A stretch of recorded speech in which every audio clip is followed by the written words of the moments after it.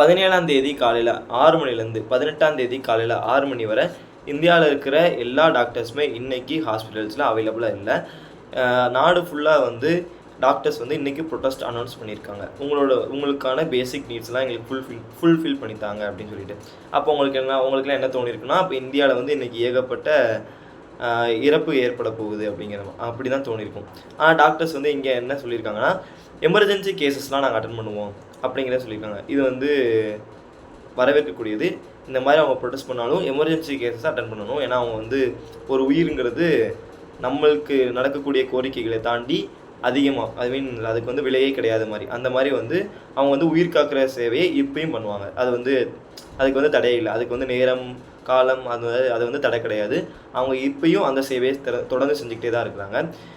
இதை தவிர்த்து டாக்டர்ஸோட கோரிக்கை என்ன, டாக்டர்ஸ்க்கு வந்து ஏன் வந்து இந்த ப்ரொட்டஸ்ட்டுக்கு அனௌன்ஸ் பண்ணியிருக்காங்க, உங்களுக்கு எல்லாமே என்ன தோணுன்னா, கல்கத்தாவில் நடந்த அந்த செக்ஸுவல் ஹராஸ்மெண்ட்னால தான் இன்றைக்கி டாக்டர்ஸ் வந்து ப்ரொட்டஸ்ட் பண்ணுறாங்க அப்படின்னு தான் வந்து எல்லாத்துக்குமே தோணியிருக்கும். அது மட்டும் டாக்டர்ஸோட கோரிக்கை கிடையாது. டாக்டர்ஸ் வந்து என்ன சொல்கிறாங்கன்னா, அவங்களுக்கு நிறைய ப்ரொடெக்ஷன் ஆக்ட்ஸ் வேணும் அப்படி சொல்கிறாங்க. அதாவது வந்து அஸ் ஏ சொசைட்டியாக நம்ம நிறைய இடத்துல வந்து டாக்டர்ஸ் மேலே கோவப்படுறாங்க. என்னென்னா, டாக்டர்ஸ் வந்து என்னென்னா எல்லா பேஷண்ட்ஸுமே ஓப்பனாக வந்து பார்க்கக்கூடியவங்க. ஹாஸ்பிட்டல் ஏரியா அப்படிங்கிறதே வந்துன்னா ஸ்ட்ரெஸ்ஃபுல்லான ஏரியா. ஸ்ட்ரெஸ்ஃபுல்னால் என்னென்னா, அதாவது வந்து உங்கள் சொந்தக்காரங்க ரிலேட்டிவ்ஸ் வந்து யாராச்சும் இறக்குற மாதிரி இருப்பாங்க. அப்படி இல்லைனா வந்து அவங்க பிழைக்க மாட்டாங்களா, அந்த மாதிரி சிச்சுவேஷன்ஸ்லாம் வந்து அந்த மாதிரி தான் பீப்புள்ஸ் அங்கே இருக்கவே செய்வாங்க. இப்போ ஒருத்தவங்க உங்களுக்கு ரொம்ப பிடிச்சவங்க வந்து அன்ஃபார்ச்சுனேட்லி அவங்க இறக்குறாங்கன்னு வச்சுக்கோங்களேன். அதை வந்து ஒரு டாக்டர் டிக்ளேர் பண்ணுறாங்கன்னா, இது வந்து அவர் ஓப்பனாக வந்து அந்த ரிலேட்டிவ்கிட்ட சொல்கிறது அவர் கடமை. இதில் வந்து இந்தியாவில் ஏகப்பட்ட பேர் என்ன செய்கிறாங்கன்னா, உடனே வந்து இந்த மாதிரி அவங்க சொன்ன உடனே நம்மளுக்கு உள்ளே இருக்கிற அந்த கோபம் அப்படிங்கிறது வந்து அப்படியே அந்த டாக்டர்ஸ் மேலே திருப்பப்படுது.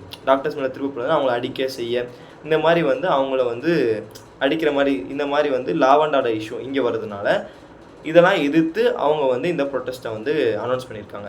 இதுக்கெல்லாம் முதல்ல காரணம் இதெல்லாம் வந்து எங்கே ஸ்டார்ட் ஆச்சு அப்படின்னா, ஃபஸ்ட்டு இந்த கல்கத்தா கேஸில் தான், இந்த கல்கத்தா செக்ஸுவல் ஹராஸ்மெண்ட் கேஸில் தான்.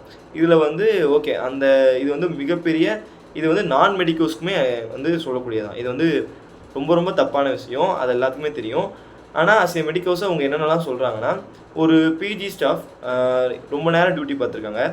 டியூட்டி பார்த்த பின்னாடி அவங்க ஏன் வந்து லெக்சர் ஹாலில் தூங்கணும்னா அவங்களுக்கு ப்ராப்பராக அக்கமடேஷன் கொடுக்கல அப்படிங்கிறத இந்த நேரத்தில் எல்லாரும் அந்த கல்கத்தா டாக்டர்ஸ்லாம் சொல்கிறாங்க. அக்கமடேஷன்னா என்ன, அது மீன்ஸ் என்னென்னா, ஒரு டியூட்டி பார்க்குறாங்கன்னா, நைட் டியூட்டி பார்க்குறாங்க இல்லை மார்னிங் டியூட்டி பார்க்குறாங்கன்னா, ரொம்ப நேரம் டியூட்டி பார்க்குறாங்கன்னா அவங்களுக்கு ஸ்டே பண்ணுறதுக்கு ஒரு பெட்ஸ் இல்லை. ஆனால் இந்தியாவில் வந்து என்னென்னா, பேஷண்ட்ஸ்க்கு பெட்டு கம்மியாக இருக்குது, பேஷண்ட்ஸ்க்கு இது இல்லை அது இல்லை அப்படின்னு சொல்லிட்டு நம்மளுக்கு கோரிக்கை நிறையவே இருக்குது. சொல்லப்போனால் நம்ம டேக்ஸ் கட்டுறோம் பார்த்தீங்களா, இதில் வந்து ஃபஸ்ட்டு யாருக்கு ப்ரியாரிட்டி, மீன்ஸ் நம்ம டேக்ஸ் கட்டுற அதிக பணம் யாருக்கு செலவழிக்கிறோன்னா, அதில் ஃபஸ்ட்டு இந்தியாவோட ஆர்மி, இந்தியாவோட டிஃபென்ஸ் ரொம்ப ரொம்ப முக்கியம். அதனால இந்தியா வந்து இங்கே மேலேயே இருக்குது, 4th பவர் கண்ட்ரியாகவும் இருக்கிறோம். அதனால் வந்து அது ரொம்ப முக்கியமானது டிஃபென்ஸுக்கு செலவழிக்கிறது. அதுக்கடுத்து என்னென்னா ஹெல்த் கேர் செக்டருக்கு தான் போகுது. இது ரொம்ப அவசியம் தான். 140 கோடி மக்களுக்கு வந்து ஹெல்த்தை காப்பாற்றுறதுங்கிறது வந்து ரொம்பவே டஃபஸ்ட் ஜாப். அதை டாக்டர்ஸ் பண்ணிகிட்டு இருக்காங்க. அப்போ அதில் வந்து ஒரு சில பர்சன்டேஜ் அப்படி நம்ம வந்து பேஷண்ட்ஸ்க்கு பார்க்குறதுக்கு டாக்டர்ஸ்க்கு வந்து அவ்வளோ சேலரி கொடுத்து வேலை வாங்கினாலும் அவங்களோட ப்ரொடக்ஷனுக்காக என்ன பண்ணியிருக்கோம், அவங்கள வந்து பாதுகாக்கிறதுக்கு இந்த கவர்மெண்ட் வந்து நம்ம கவர்மெண்ட் வந்து என்ன பண்ண முடியும், அஸ் ஏ சொசைட்டியாக நம்மளால் என்ன பண்ண முடியும் அப்படிங்கிறத அவங்க வந்து சொல்லியிருக்காங்க. இந்த மாதிரி வந்து எல்லா கேஸஸுமே க்ளோஸாக தான் ஹேண்டில் பண்ணுறாங்க. இப்போ ஒரு க்ரைமாக கூட பண்ணிட்டு வந்திருக்கலாம் ஒருத்தவங்க. அவங்கள வந்து என்ன செய்வாங்கன்னா, ஃபஸ்ட்டு வந்து அவங்களுக்கு ஏதாச்சும் அடிபட்டு இருந்துச்சுன்னா அவங்கள வந்து ஹாஸ்பிட்டலில் கூப்பிட்டு அவங்களுக்கு வந்து சிகிச்சைலாம் முடிஞ்ச பிறகு தான் அவங்கள போய் ஜெயிலில் போடுவாங்க. இந்த மாதிரி சிச்சுவேஷன்ஸில் கூட டாக்டர்ஸ் வந்து ஹேண்டில் பண்ணணும். அவன் எவ்வளோ பெரிய சைக்கோவாக இருந்தாலும் டாக்டர்ஸ்க்கு வந்து அஸ் ஏ பேஷண்ட்டாக தான் பார்ப்பாங்க, அவங்கள ட்ரீட் பண்ணுவாங்க. இதுதான் வந்து உண்மை. இந்த மாதிரி பக்கத்து ஸ்டேட்டில் கேரளாவில் கூட இந்த மாதிரி க்ரைம் பண்ணவங்கள வந்து கூப்பிட்டு சிகிச்சை கொடுக்கும்போது அந்த க்ரைம் பண்ணவன் வந்து ஒரு சிஆர்ஐயோ ஒரு டாக்டரை வந்து சர்ஜிக்கல் நைஃபால் குத்தி சாவடிக்கப்பட்டாங்க. இதில் அப்பயும் வந்து கேரளாவில் வந்து ப்ரொட்டஸ்ட் ஆரம்பித்தாங்க. கேரளா அப்பயும் வந்து ப்ரொட்டஸ்ட் பண்ணிக்கிட்டு தான் இருந்தாங்க. இந்த மாதிரி வந்து டாக்டர்ஸ்க்கு வந்து அநீதி இழைக்கக்கூடாது, செய்யக்கூடாது அப்படின்னு சொல்லிட்டு. ஆனால் நம்ம வந்து எப்பயும் போல் அதையும் மறந்துட்டு போயிட்டோம்.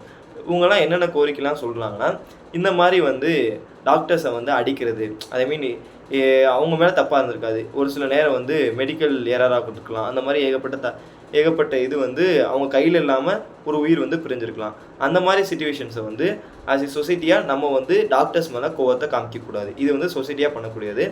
ஆஸ் எ கவர்மெண்ட் அவங்க என்ன சொல்கிறாங்கன்னா, இந்த மாதிரி யாராச்சும் வந்து அவங்கள அடிக்கிறாங்க, இல்லைனா வந்து செக்ஸுவலாக ஹராஸ் பண்ணுறாங்க, டாக்டர்ஸே இந்த மாதிரி ஹராஸ் பண்ணுறாங்கன்னா ஒரு டைம் ஃப்ரேம் இருக்கணும். ஒரு டைம் ஃப்ரேம்னா என்னென்னா, நம்மளுக்கே தெரியும் இந்தியாவில் இருக்கிற எல்லா கேசஸுமே வந்து பல நாள் நடக்கும் அப்படின்னு. ஆனால் வந்து இந்த மாதிரி வர்ற கேஸஸை வந்து ஒரு டைம் ஃப்ரேம்குள்ளே ஒரு 1 மந்த்துக்குள்ளேயோ ஒரு 2 மந்த்துக்குள்ளேயோ அதுக்கு வந்து ஃபைனல் ஜட்ஜ்மெண்ட் வரணும். அவங்களுக்கு யார் அதை பண்ணாங்களோ அந்த விக்டிமுக்கு அவங்கள வந்து ப்ராப்பராக தண்டனையும் கொடுக்கணும் அப்படிங்கிறது வந்து இன்றைக்கி வந்து டாக்டர்ஸ் வந்து அவங்களோட ஒன் ஆஃப் த கோரிக்கை இது. அடுத்து அவங்க ரெண்டாவது வந்து என்னென்னா 360 டிகிரி கேமராஸ் இருக்கணும் ஹாஸ்பிட்டல்ஸில், அதை கண்காணிக்கணும். ஏன் அப்படின்னா, இதுவும் அந்த கல்கத்தா கேஸோட ஒப்பிட்டு பார்க்கலாம். அங்கே கூட என்னென்னா அந்த அந்த அந்த செக்ஸுவல் ஹராஸ்மெண்ட் பண்ணவன் வந்து என்னென்னா ஒரு ஃபுல்லாக ட்ரங்க்டு, மீன்ஸ் நிறையா சரக்கு அடிச்சுட்டு ஹாஸ்பிட்டலுக்குள்ளே நடந்து போயிருக்காங்க. அப்போ இந்த இடத்துல வந்து என்னென்னா நிறையா சிசிடிவி கேமராஸ் இருக்கிறதுனால இது வந்து பேஷண்ட்ஸ்க்கும் ரொம்பவே யூஸ்ஃபுல்லாக இருக்கும். இந்த மாதிரி வந்து வெளியாட்கள் இந்த மாதிரி சரக்கு எடுத்துகிட்டு ஹாஸ்பிட்டலுக்குள்ளே வராமல் இருக்கிறத பேஷண்ட்ஸும் இதை வந்து தப்பிக்க முடியும். ஏன்னா வந்து அவங்களே வந்து நிறைய ஸ்ட்ரெஸ்ஸில் இருப்பாங்க. இது ஒரு ஸ்ட்ரெஸ் இல்லாமல் இருக்கும், மனநலம் பாதிக்காமல் ஒரு இந்த மாதிரி ஸ்ட்ரெஸ் இல்லாமல் இருக்கலாம். அதனால் வந்து இந்த 360 டிகிரி கேமராஸ் அப்படிங்கிறது டாக்டர்ஸ் ஃபுல்லாக ஹாஸ்பிட்டல் ஃபுல்லாக அவைலபிளாக இருக்கணும். அதை கண்காணிக்கிறதுக்கு ஒரு டீம் இருக்கணும் அப்படிங்கிறத சொல்லியிருக்காங்க. அதுக்கடுத்து வந்து என்னென்னா, உங்களுக்கே தெரியும் டாக்டர்ஸ் வந்து என்னென்னா ரொம்ப நேரம் டியூட்டி பார்க்குறாங்க அப்படின்னு சொல்லிட்டு. ரொம்ப நேரம் டியூட்டி பார்க்குறாங்கன்னா நைட் டியூட்டியாக இருக்கலாம், இல்லை மார்னிங் டியூட்டியாக இருக்கலாம். அவ்வளோ நேரம் டியூட்டி பார்க்குறவங்களுக்கு என்னென்னா அட்லீஸ்ட் ஒரு தங்குறதுக்கு ஒரு இடம் இருக்கணும். இந்தியாவில் வந்து பேஷண்ட்ஸோட எண்ணிக்கை அதிகமாக இருக்குது. அப்போ பேஷண்ட்ஸோட இந்தியாவில் ஹாஸ்பிட்டல்ஸோட பெட்ஸை வந்து இன்க்ரீஸ் பண்ணணும் அப்படிங்கிறத நம்ம பேசிக்கிட்டு இருந்தாலும், ப்ராப்பராக சொல்லப்போனால் நம்ம டாக்டர்ஸ்லாம் எப்படிலாம் இருக்க மாட்டாங்க அப்படின்னு நினச்சிருப்போம்ல, அந்த மாதிரி இல்லாமல் டாக்டர்ஸ் வந்து நிறைய இடத்துல ஹாஸ்பிட்டலில் தங்குற இடம் இல்லாமல் இருந்துக்கிட்டு இருக்காங்க. நிறையா ஹாஸ்பிட்டல்ஸில், கவர்மெண்ட் ஹாஸ்பிட்டல், முக்கியமாக கவர்மெண்ட் ஹாஸ்பிட்டல்ஸில் இதை வந்து என்ன சொல்லணும்னா, இந்தியாவில் இருக்கிற எல்லா ஹாஸ்பிட்டல்ஸுமே இதை கொண்டு வரணும். டாக்டர்ஸ்க்கு வந்து ப்ராப்பராக அக்கமடேஷன் கொடுக்கணும். டியூட்டியில் இருக்கும்போது கூட ரெஸ்ட் எடுக்கிறதுக்கு, அதாவது அவங்க என்ன கேட்குறாங்கன்னா, பிஜி டாக்டர்ஸு, சிஆர்ஆர்ஐ இருக்கிற எல்லா டாக்டர்ஸ்க்குமே இந்த மாதிரி அக்கமடேஷன் கொடுக்கணும் அப்படிங்கிறத வந்து அவங்க ஒரு கோரிக்கையாக சொல்லியிருக்காங்க. அதுக்கடுத்து வந்து என்னென்னா, ஹாஸ்பிட்டல்ஸில் இருக்கிற செக்யூரிட்டியை வந்து இன்க்ரீஸ் பண்ணணும். அதாவது வந்து உங்களுக்கு இது வந்து எப்படி புரிய வைக்கணும்னா ஒரு போலீஸ் ஸ்டேஷனுக்குள்ளே அவ்வளோ சீக்கிரமாக யாராலையும் நுழைஞ்சிட முடியாது. அதுக்கு நிறைய செக்யூரிட்டிஸ் த்ரெட் இருக்குல்ல, அந்த மாதிரி வந்து செக்யூரிட்டிஸ் அந்த மாதிரி ஹைடெக் செக்யூரிட்டிஸான பிளேஸ் தான் போலீஸ் ஸ்டேஷன். அதே மாதிரி ஏர்போர்ட், அந்த மாதிரி வந்து கோர்ட் அப்படிங்கிறது வந்து இதெல்லாம் வந்து முக்கியமான பிளேஸ். இந்த மாதிரி முக்கியமான பிளேஸில் வந்து யாருமே அவங்க இஷ்டத்துக்குள்ளே போய்கிட்டு இருக்க முடியாது. ஒவ்வொரு இடத்துலையும் வந்து நீங்கள் ஏன் போகிறீங்க வரீங்க அப்படிங்கிறத கேட்பாங்க. அந்த மாதிரி ஹாஸ்பிட்டல்ஸையுமே வச்சுருக்கணும் அப்படிங்கிறத சொல்கிறாங்க. ஏன் அப்படிங்கிறது ரீசன் என்னென்னா, சொசைட்டியில் ஏகப்பட்ட பீப்புள்ஸ் இருப்பாங்க. மீன்ஸ் தப்பு பண்ணுறவங்க எல்லாருமே அடிக்கடி போகக்கூடிய, நல்லா யோசிச்சு பாருங்க, போலீஸ் ஸ்டேஷன் போவாங்க. இப்போ அவங்களுக்கு அடிபட்டுச்சுன்னா, போலீஸ் ஸ்டேஷனில் அடிபட்டுச்சுன்னு வச்சுக்கோங்களேன், அவங்க எங்கே போவாங்கன்னா ஹாஸ்பிட்டல் போவாங்க. அப்படி இல்லைனா அவங்க வந்து கோர்ட்டுக்கு போவாங்க. அப்படி அவங்க தப்பிச்சு போகணும்னு நினச்சாங்கன்னா ஏர்போர்ட்டில் போவாங்க. இந்த 4ல் இந்த 3 இடங்கள் வந்து செக்யூராக இருக்குது. ஆனால் ஹாஸ்பிட்டல் விட்டும் இன்செக்யூராக இருக்குது. அவன் க்ரைம் பண்ணவனாக இருந்தாலும் டாக்டர்ஸ் வந்து அவனை பேஷண்ட்டாக பார்த்து அவனை ட்ரீட் பண்ணணும். அப்போ அவன் டாக்டர்ஸை அவன் வந்து டாக்டராக பார்க்கணும்னு தேவையில்லை. அவன் வந்து ஒரு ஜஸ்ட் பீப்புளை பார்த்து அவனை ஈஸியாக கொலை பண்ணுறது கூட அவங்க துணிஞ்சிருவாங்க. இப்போ இதை தடுக்கிறதுக்காக ஹாஸ்பிட்டல்ஸில் ஹை செக்யூரிட்டிஸ் கொண்டு வரணும் அப்படிங்கிறத வந்து அவங்க வலியுறுத்தியிருக்காங்க. அது இல்லாமல் வந்து central health care protection act அப்படிங்கிற இந்த ஆக்ட் வந்து டிராஃப்டில் இன்ன வர ரொம்ப வருஷமாகவே டிராஃப்டில் தான் கிடக்குது இந்த ஆக்ட். இதை வந்து சீக்கிரமாக நிறைவேற்றணும் அப்படிங்கிறதையும் அவங்க வந்து ஒரு கோரிக்கையாக வச்சு இந்த நாடு ஃபுல்லாக போராட்டங்களை இன்றைக்கி அனௌன்ஸ் பண்ணியிருக்காங்க. இதெல்லாம் ஈஸியாக சால்வ் அவுட் பண்ணிடலாம். இதை வந்து ரொம்பவே கஷ்டமானது என்னென்னா டைம் ஃப்ரேம் தான். அதை தவிர மற்ற எல்லாமே வந்து இந்த 360 டிகிரி கேமராஸ் வைக்கிறது வந்து இன்றைக்கி இருக்கிற எல்லா கவர்மெண்ட் ஆஃபீஸில் எல்லாம் கொண்டு வந்துட்டாங்க. அப்போ அந்த 360 டிகிரி கேமராஸை ஈஸியாகவே பண்ணலாம். அடுத்து வந்து பிஜி டாக்டர்ஸ்க்கு ரெசிடென்ட்ஸை கொண்டு வரலாம். அவங்களுக்கு வந்து அவங்க அக்கமடேஷன்ஸை கொண்டு வரலாம். ஹாஸ்பிட்டல்ஸில் செக்யூரிட்டியை இன்க்ரீஸ் பண்ணுறதுக்கு கவர்மெண்ட் வந்து ஒரு ஹை ஃப்ரேம் டீமை வச்சு எந்த மாதிரி செக்யூரிட்டிஸை இம்ப்ரூவ் பண்ணலாம். ஏன்னா வந்து ஏர்போர்ட் அளவுக்குலாம் செக்யூரிட்டிஸ் கொண்டு போக முடியாது. ஏன்னா வந்து அவன் வந்து இங்கே ஸ்ட்ரெஸ்ஃபுல்லாக இருக்கான், அவன் 1008 கேள்வி கேட்டால் அவங்க பேஷண்ட்ஸ்லாம் வந்து கடுப்பாயிருவாங்களே. அப்போ அதையும் வந்து ஒரு டீம் அமைச்சு எந்த அளவுக்கு செக்யூரிட்டிஸ் கொடுக்க முடியும், செக்யூராக பார்த்துக்கிட முடியும் ஹாஸ்பிட்டல்ஸை அப்படிங்கிறத வந்து இதை சொல்ல முடியும். இந்த ஹாஸ்பிட்டல் செக்யூராக பார்த்துக்கிறதுங்கிறது பேஷண்ட்ஸ்க்கும் கூட தான். ஏன்னா இப்போ கொஞ்ச நாளைக்கு கூட முன்னாடி பார்த்தோம், சென்னையில் வந்து ஒரு ஒரு சில ரவுடிஸ் வந்து அங்கே உள்ள ஹாஸ்பிட்டல்ஸை அடிச்சு நொறுக்கிற மாதிரி பார்த்தோம். யாருக்கும் அடிலாம் படலை.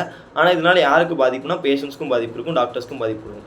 இதில் பேஷண்ட்ஸாக மோஸ்ட்டாக வந்து மனதளவில் பாதிக்கப்படுவாங்க. இப்போ இந்த மாதிரி ஹாஸ்பிட்டலில் ஹை செக்யூரிட்டி கொடுக்குறது வந்து இந்த மாதிரி தப்பெல்லாம் நடக்காமல் பார்த்துக்கிட முடியும் நம்மளால். அதுக்கடுத்து டைம் ஃப்ரேம் தான். டைம் ஃப்ரேம் வந்து இந்தியாவில் இருக்கிற எல்லா பீப்புள்ஸுமே வந்து சொல்லிட்டு தான் இருக்காங்க. அதாவது வந்து ஒரு சில தீர்ப்புலாம் வந்து பீப்புள்ஸ் பேசியிருக்கும் போதே அதை வந்து கொடுக்கணும். இந்த மாதிரி வந்து ஹை ப்ரொஃபைல் கேஸஸ்லாம் வந்து விசாரிக்கும் போதே கொடுத்துட்டாங்கன்னு வச்சுக்கோங்களேன். கொஞ்ச நாளுக்குள்ளேயே ஒரு மாதத்துக்குள்ளேயே மக்கள் பேசியிருக்கும் போதே கொடுத்துட்டாங்கன்னா இது வந்து ஒரு எக்ஸாம்பிளாக இருக்கும். இந்த மாதிரி வந்து தப்பு பண்ணால் இந்த அளவுக்கு வந்து தண்டனை இருக்குது அப்படிங்கிறத வந்து இதை வந்து உறுதி செய்ய முடியும்ல. அதுக்காக டாக்டர்ஸ் கேட்டிருக்காங்க. இது நாட் ஓன்லி ஃபார் இது டாக்டர்ஸ் கேட்ட இதுக்காக மட்டும் இல்லை, இது எல்லா கேஸஸுமே கொண்டு வரணும். இது இந்தியாவோட நீடாக இருக்கணும். ஏன்னா இது ரொம்ப ரொம்ப அவசியம். மற்ற கண்ட்ரிஸில் அதை பண்ணுறாங்க, இந்தியாவில் ஆனால் இதை பண்ணல. நம்ம கவர்மெண்ட்டும் அதை பற்றி பேசிக்கிட்டு தான் இருந்திருப்பாங்க. மேபி நிறையா கைட்லைன்ஸ் போய்கிட்டு இருக்கும். அந்த கைட்லைன்ஸ் யூஸ் பண்ணி அவங்க இந்த டைம் ஃப்ரேமை வந்து கொண்டு வருவாங்க, ஒரு கேஸோட டைம் ஃப்ரேமை குறைப்பாங்க அப்படிங்கிறத நம்ம நினைப்போம். நம்ம வந்து இது கோரிக்கையாக கவர்மெண்ட்டுக்கு சொல்லணும். அடுத்து ஃபைனலாக வந்து அந்த central health care protection act அப்படிங்கிறத டிராஃப்டில் கிடக்கிற இஷ்யூ, அந்த ஆக்டை வந்து அமல்படுத்துவாங்க அப்படிங்கிறது டாக்டர்ஸோட கோரிக்கை. இந்த எல்லா கோரிக்கையும் நிறைவேற்றுற பின்னாடி அவங்க வந்து 75 வருஷமாக அவங்க வந்து கேட்கல அப்படின்னு வச்சாலும் இப்போ அவங்க கேட்குறாங்க. இதை நிறைவேற்றி கொடுக்குறது அசிய சொசைட்டியாக நம்மளோட தேவை. அதனால் வந்து இதெல்லாம் நிறைவேற்றுறதுக்கு கவர்மெண்ட் ஸ்டெப் எடுப்பாங்க அப்படிங்கிறத சொல்லிவிட்டு தேங்க்ஸ் ஃபார் வாட்சிங் திஸ் வீடியோ.